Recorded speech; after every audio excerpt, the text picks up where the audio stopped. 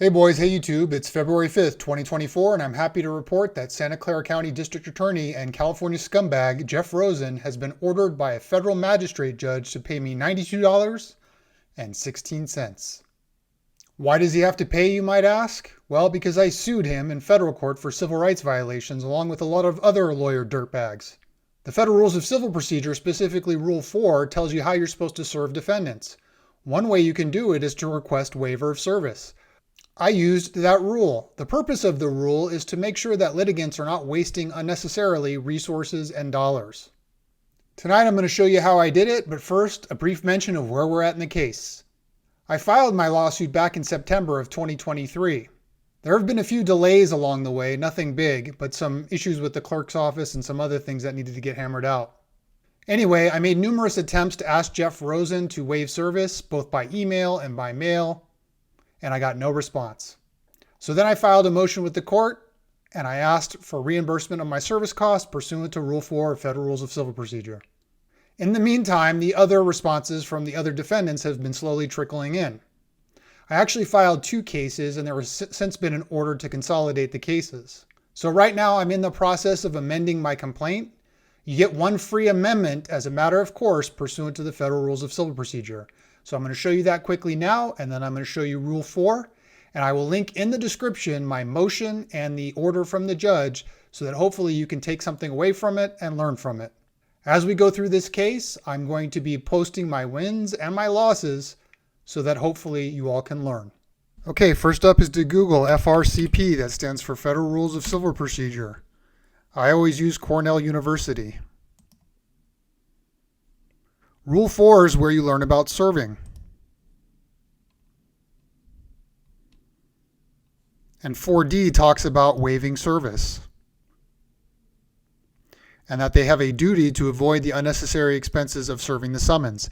Now, the rule goes on to say that this does not apply to federal government losers. However, it's silent on individual government workers.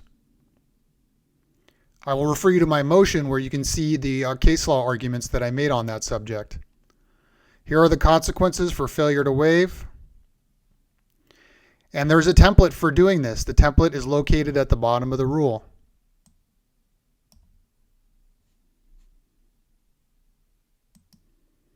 The other thing I want to show you quickly is Rule 15, Amended and Supplemental Pleadings. This is where it tells you that you get one free amendment to your complaint 21 days after receiving an answer from a defendant or from receiving a Rule 12 motion. Rule 12B talks about all the different ways that a defendant can move to dismiss the complaint without having to actually answer it. So within 21 days of receiving one of these motions or from an answer to the complaint, you can amend your complaint as a matter of course. After that, you can amend your complaint as well. You will have to ask the court for permission, but the law on that is that the court should liberally and in the interest of justice grant leave to amend the complaint. That Rule 12 is what a lot of these government dirtbags are going to use to try to get my lawsuit dismissed. That's when they're going to assert certain immunities.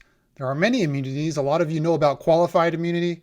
There's also judicial immunity, prosecutorial immunity, and 11th Amendment immunity, as in 11th Amendment to the United States Constitution. We're going to go over all of these on this channel, and I'm going to show you how I'm going to conquer them. That's one of the reasons I'm amending my complaint right now, is to deal with that. When the complaint was filed back in September of 2023, I was up against a clock in terms of statute of limitations for my false arrest. So I filed to make sure my claims won't die. You can always amend your complaint. If it's plausible, it's amendable. Remember that.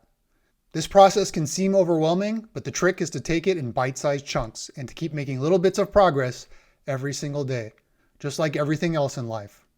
I hope you found this video useful and that you learned something. If so, please like and subscribe and pass this information along to others. Also, leave a comment. Tell me about how I can improve this video or what you would like me to teach. I'm learning as I'm going, so we're going to all do this together. Not everything's going to be a victory, I'm warning you right now. But the point is, don't quit and constantly go back to the court and ask to be able to fix things. That's what I'm going to do, and we're going to see how it goes. Boys, I love you. I miss you terribly. I hope I see you soon. YouTube, if you don't know why I'm the father in exile, check the links in the description or the pinned comment.